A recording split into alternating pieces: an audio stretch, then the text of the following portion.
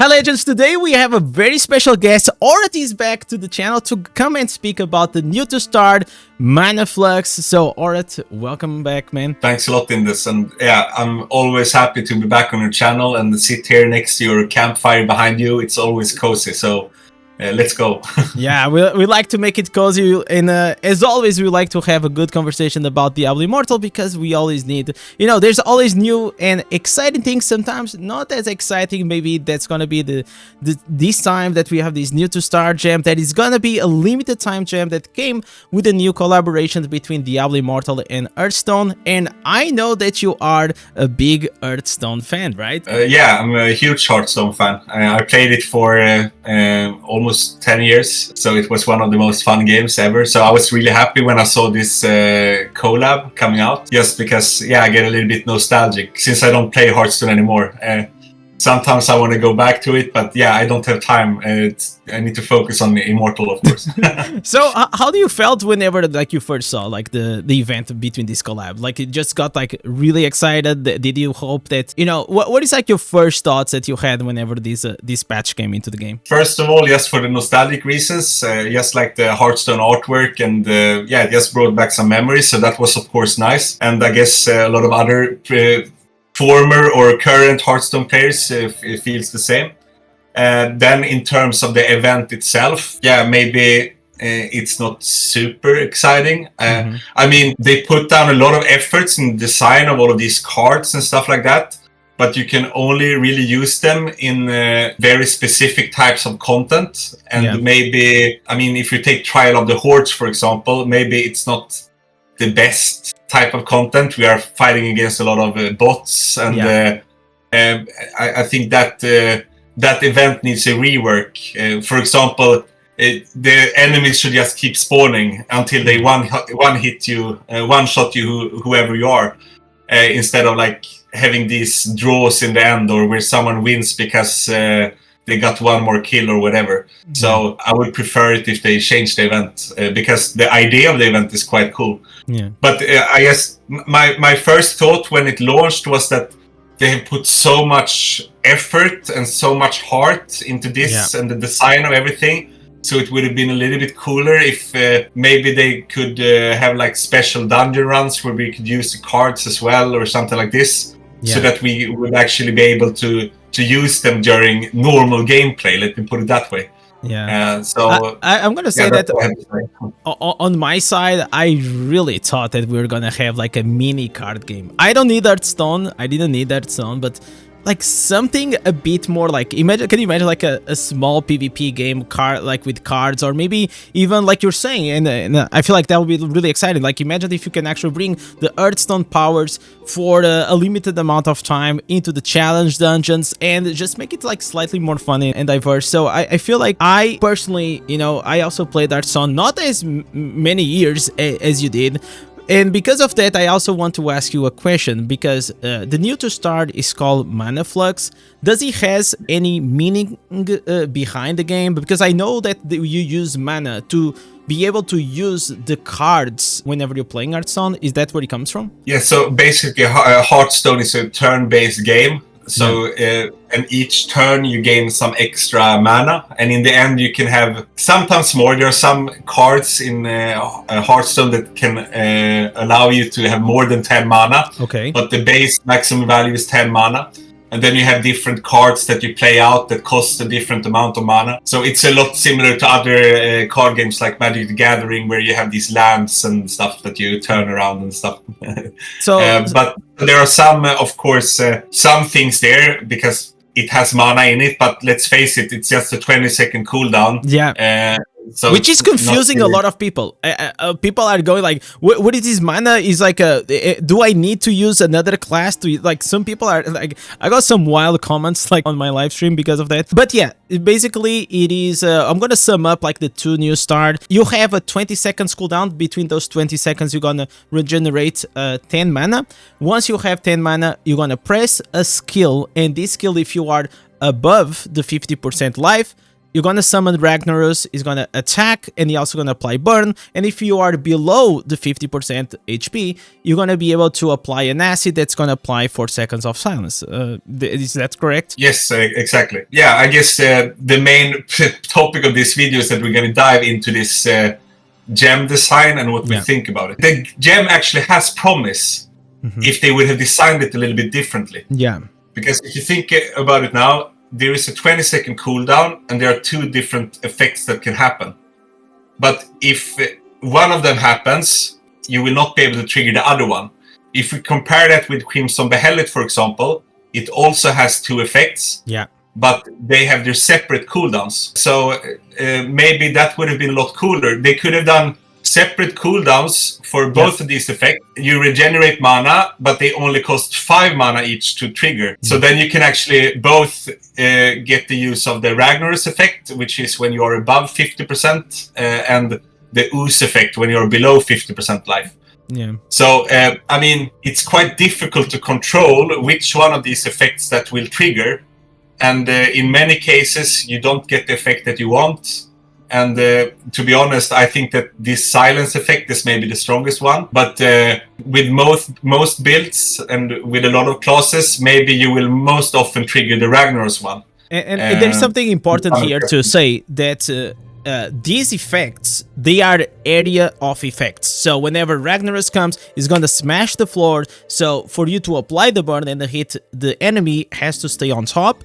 And it's the same with the silence. So the enemy will only be silenced if he stays on top of the poison pool, which is not a poison, it's just an acid. So in my opinion, and you are playing with a wizard, and most classes nowadays, they have an insane amount of mobility. And imagine you are below 50% and you trigger that, and the acid will come on the floor, but very quickly, because it's also like super small, the area of effect. I wish that maybe the Colossus engine could increase the size. That could be cool, but it doesn't. I tested it out, but I felt like it was too small, and someone can just like go to the side very quickly, and the silence is very irrelevant.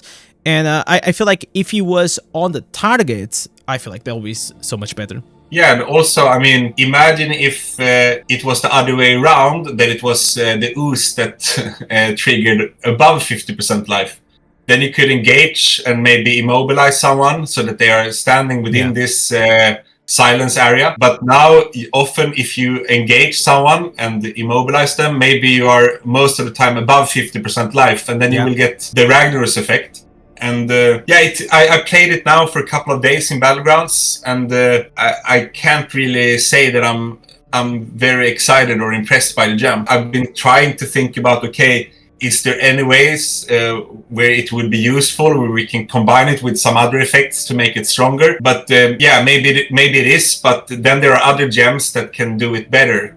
So I have to say that the effects are quite cool, but the execution and the design of the gem is way too weak. And I don't understand why we don't have at least separate cooldowns for the different effects. I was expecting like two buffs, to have like two buffs of the mana at the same time, and one will be for each one, right? So you could use like, imagine like you go with the you are at top HP, like 100%. You hit the skill Ragnaros, then you get like with a Tempest jumps on you, you go below 50%, you hit another one, you hit them with the silence, and like that, I feel like it will make it like the gem way better. But I feel like maybe, on the concept, on paper, they try to make it in a way. But something that I also thought, and you also mentioned, is like, okay, what if you immobilize them? And, and I thought about, okay, maybe like with the silence, maybe you can go and put them with the fear from Crimson, with the Black Rose, and we have Faulted Grasp and all these annoying gems. And what if we go and make, it's gonna add to that annoyance? But after I test it out, I feel like it is not worth it to actually build it up. Even for PvP, it felt like you have so many other good options for you to slot that one. And I feel like you also share the same opinion. Yeah, and also if you think about it, if we compare this gem with, for example, the Mercy's Harvest, the Mercy's Harvest will also have a damage effect, like the initial effect of both the Ooze and the Ragnaros. Yeah. But the cooldown is only 6 seconds, and on top of that, you also get like a damage modifier, and it will trigger on enemies below 30% life, so it will help you to harvest. It will help you to harvest a lot of low HP enemies in battlegrounds, so you will get more kills.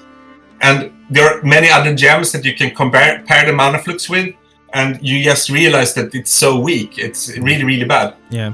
So yeah, I'm not excited at all. And my recommendation is that, of course, if you have a lot of resources, you can get one. It's nice to have in your arsenal, but I wouldn't really invest in it if I was not someone with a lot of resources. Yeah. I can say though that since it is a limited time gem, there is an event now where we can get it quite easily from the rifts. So if you're running like eternal legendary crests, you can maybe hoard up on these Manafluxes, and then you can sell them later on in the game when they can't be collected anymore. Like with the Behelit, for example, if you go to the market, if you can find Behelit, it's very expensive. If you find the Morn Skull, it's also very expensive.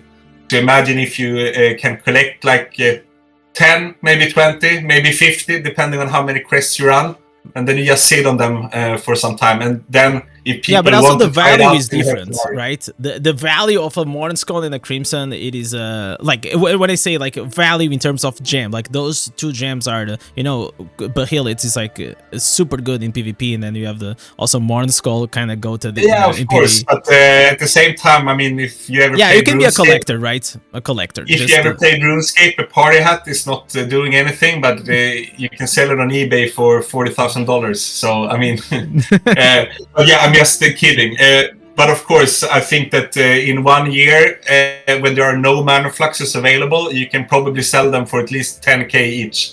And maybe there are other effects coming out in the future that will make the Manaflux more valid. I don't know. I have a hard time seeing it right now, but I would probably rate this among one of the worst gems in the game, and it's a new 2-star gem, and that's quite an oddity, because usually they release a little bit stronger gems all the time, or at least some gems with a niche that can have a very specific use. But in this case, I think that it's too weak. Maybe if it both silenced and immobilized, if it was something like that, maybe it would be a little bit stronger. But no, I mean, the simple answer here is to stay away from it. I'm not recommending it. Yeah. Now you actually also touched on an interesting topic, because like over this last year, you know, we've been having the introduction of many new 2-star gems. So a few of them are very powerful. Also 5 stars are very powerful. In general, like I feel like this year we are having a lot of gems coming into the game. How do you feel about that? Of course, it can be a little bit stressful if there are a lot of very strong 5-star gems that comes out, for example, and some people feel that they have to be as strong as they can be all the time. So that can be a little bit annoying for some people. I can understand that. But at the same time, you don't have to get all the gems. You can say to yourself, like, okay, I look at the Manaflux, I don't like it, I'm just gonna ignore it. And that's fine. Do you think that's why they make it that weak? Or like weaker than what are we having? I don't think so. I just think that they maybe overestimated some of the effects in this design. If I would give them feedback before releasing this gem, it would be to have separate cooldowns, as we have already talked about. Yeah.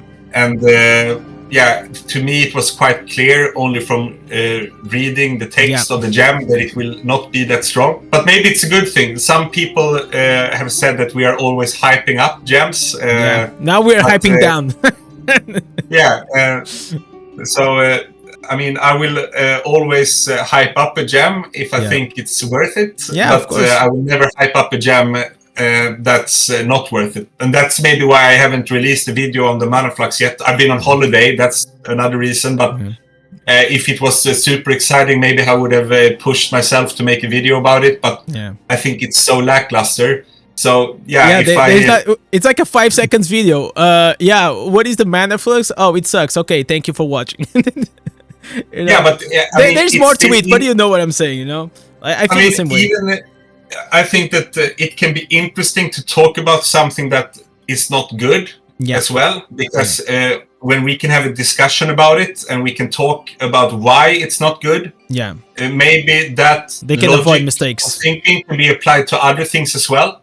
So now we're talking about the Manaflux, but maybe some of the input that we give on the Manaflux will help people to evaluate other type of effects from legendary gems or skills or whatever. Yeah. So I guess it's still a good thing to do. I feel like sometimes we as a creator get bad rep, but I feel like usually it comes from sometimes, viewers that don't understand what sometimes we're talking about and why it's like certain gems are that good to actually go and pull for it. Because until now, I don't know if you have a creator code, but I don't have a creator code for actually get like a financial benefit yet. Maybe in the future, can you imagine like if we have a creator code that players could put like on the store Auroth and get like 10% discount on their gems and you get like a kickback for you? That'll be crazy. Yeah.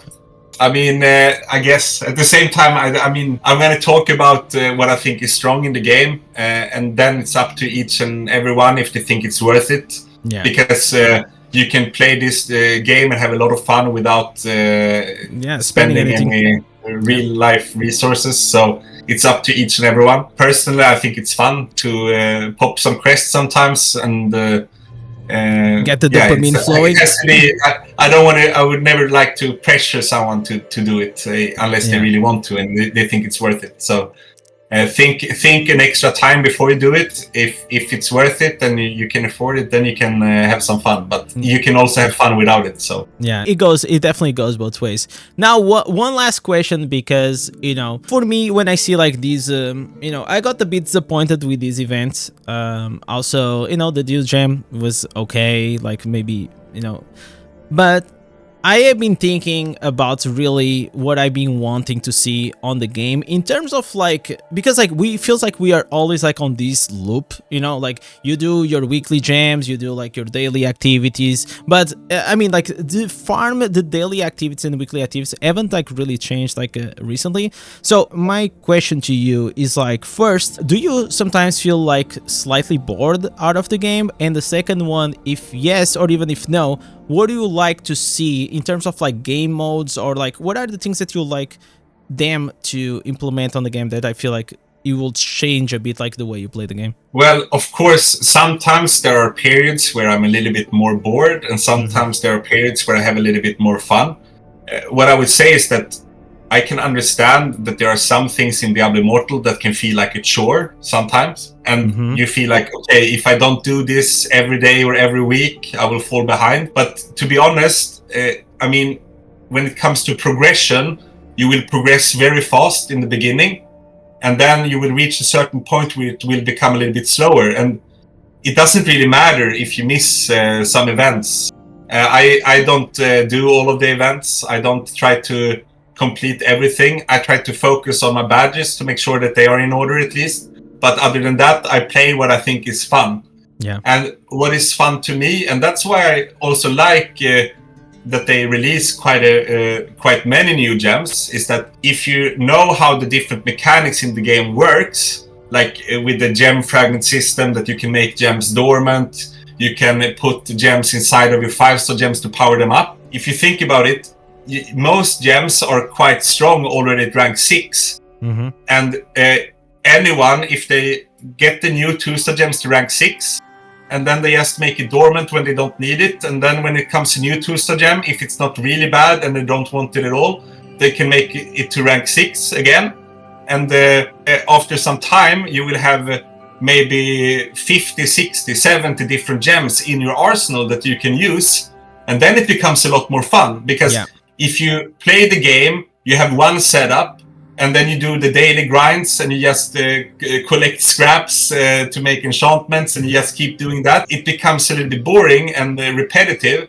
But if you widen your view and create this versatility for yourself, it will become a lot more fun. And also when you start to dive into the details of building your character, you will notice that you might think that you have reached some type of peak where you can't progress fast. But in many cases, there is new knowledge that you can acquire that will allow you to actually progress even more and progress in different areas. If it's some type of PvE content, if you want to do speed runs, if you want to do some type of PvP content, you can focus on your gameplay and evolve there as well. there are many different factors that will actually be very fun to work on. But then you have to like invest a little bit of time in it, and both find like short-term goals, like okay, what is my next short-term goal that I want to achieve with my character in terms of my setup, for example. And then I also create like long-term goals for myself, like where do I want to be in 3 months, where do I want to be in 6 months. Yeah. If we take secondaries, for example, if you're a new player, it might feel like you are very far behind and you're comparing yourself with players that have played for a long time. But there are a lot of great catch-up mechanics in this game. And if you just have some patience, you will have all of your normal gems at rank 7 and rank 8, even if you don't spend any platinum on it on the market. Yeah. If you widen your perspective and try new things and set goals for yourself, it will become very fun to play this game. And this is what I do. I know that if you are familiar with my content, I focus a lot on like damage output. Yeah. But yeah, but I mean, there are so many things. Like if you change 1 percentage point of one fix somewhere, and then you see that, wow, my damage went up by 1% only from this change. And then I do another change, and then I just keep doing these like minimal changes. And all of a sudden, if you start doing that, you started up with X amount of damage when you go to the training dummy. 3 months later, you deal 3 times more damage. Yeah. And then it's fun, because then you're progressing. Whenever you go out into dungeons, you are dealing the most damage of everyone. You're clearing dungeons fast, you're farming fast, everyone around you asks you, how do you do this, and things like this. I will say like that period, like especially, I always say every time that I see a new player that the first 6 months in Diablo Immortal, I feel like sometimes I want to go back because it was extremely fun. It's like the discovery of the game. I used to watch your videos, as you know, to try to figure out like all these things, because like I also been like a very new player when it comes to it. But you actually talked about something that I didn't have the opportunity to play because I was in vacation, but definitely I think it was a major positive thing that happened in Diablo Immortal, which was the race, the speed race that exists. Now I'm not talking about the Druid one, I'm talking about the actual one in the Elder Rifts. Can you talk to me just a bit about your experience, like your feedback, positive, negatives about it, because I didn't have the experience. Yeah, I would say that I really enjoyed the event. And what I liked about it was that it's a lot less RNG compared to what we usually get with the speedrun events. Yeah. And there was still some RNG involved where you had to like get the perfect pillars, these buff pillars. Yeah. What are they called now again? You know what I mean. Yeah. And also sometimes the elite packs was yellow or blue, so there was still some RNG involved. I would prefer it if it was no RNG, especially since it was time gated how long we could play the event. Then it would be nice if every run was exactly the same, so that we can like really dive deep into the strategies that we should use. Like in Formula 1, right? Like Formula 1 is the same track for everyone, and everyone tries their best. And what was also good about this event was that there was a lot of players that came high up on the rankings that were not huge whales, because with a great strategy and with a great core setup, if we don't look at the legendary gems and the ranks, but you have the correct gems, you have the correct magical attributes, the correct affixes, the correct build and things like this, that has most of the impact on your result. So I know that the fastest runs now were below 1 minute, and I saw a lot of like whale teams, they couldn't even get below, sometimes some even said they couldn't get below 2 minutes. So often in this game, of course, your stats can help you to perform a little bit better in different types of content, but quite often in Diablo Immortal, your strategy actually matters a lot more than your stats. And if people are willing to realize that,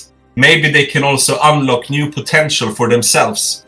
Instead of blaming if they don't perform well in something, instead of blaming that, okay, it's just because I don't have high rank legendary gems or high because I'm not Irazor. You know, I'm not Irazor, so I cannot compete, right? Yeah.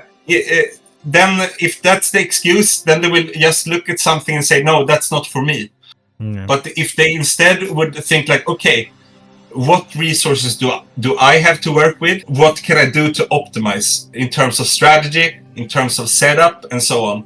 If they have that mindset, then they will realize that, wow, I can actually be very impactful and perform very well in these type of events or these type of content that I thought that I wouldn't have a chance in. And the same goes for PvP in Battlegrounds. We've talked about this before, and now we're deviating a little bit from the Manaflux topic. But if you know what you're doing and you're willing to invest your time and try to develop yourself as a player in PvP, all of a sudden, as a 3k resonance player with quite low secondaries, you can all of a sudden start to beat these big whales that are they don't. Or at least annoying them. At least annoying them with these 1 and 2 stars, right? Yeah, but you can annoy them, and you play your part in a way that makes your team win. Yeah, and you can see low stat players with a very high win rate, with very high score in Battleground, and when you are at a very high score, then you will be matched up with big whales, even if you are a low stat player. But those players exist. So my recommendation to everyone is that try to look yourself in the mirror and say, what can I do with what I already have? And then go from there. That will be a good lesson, I think. Yeah. Well, we're gonna finish here with this good lesson. Thank you so much, Auroth. Thank you for coming. Thank you for giving your thoughts. We went on the Manaflux, but I wanted to know your opinions about like these other things, the updates and all these things. Always a pleasure to have you here. Any last words here for the audience? Yeah, I mean, it's always nice to be here, and to all of you viewers, I just want to say that you're all amazing. If you haven't checked out my channel yet, please subscribe to me as well. I do a lot of game mechanic guides and build guides and whatever, so you're more than welcome. And yeah, thanks Indez for having me once again. All right, legends, thank you, Auroth. And legends, you know what to do. Go, and down below I'm gonna put Auroth's link for his videos and also his channel. Go there, check it out, drop him a like, subscribe, and all this good stuff. And with this, I'll catch you guys on the next one. Peace.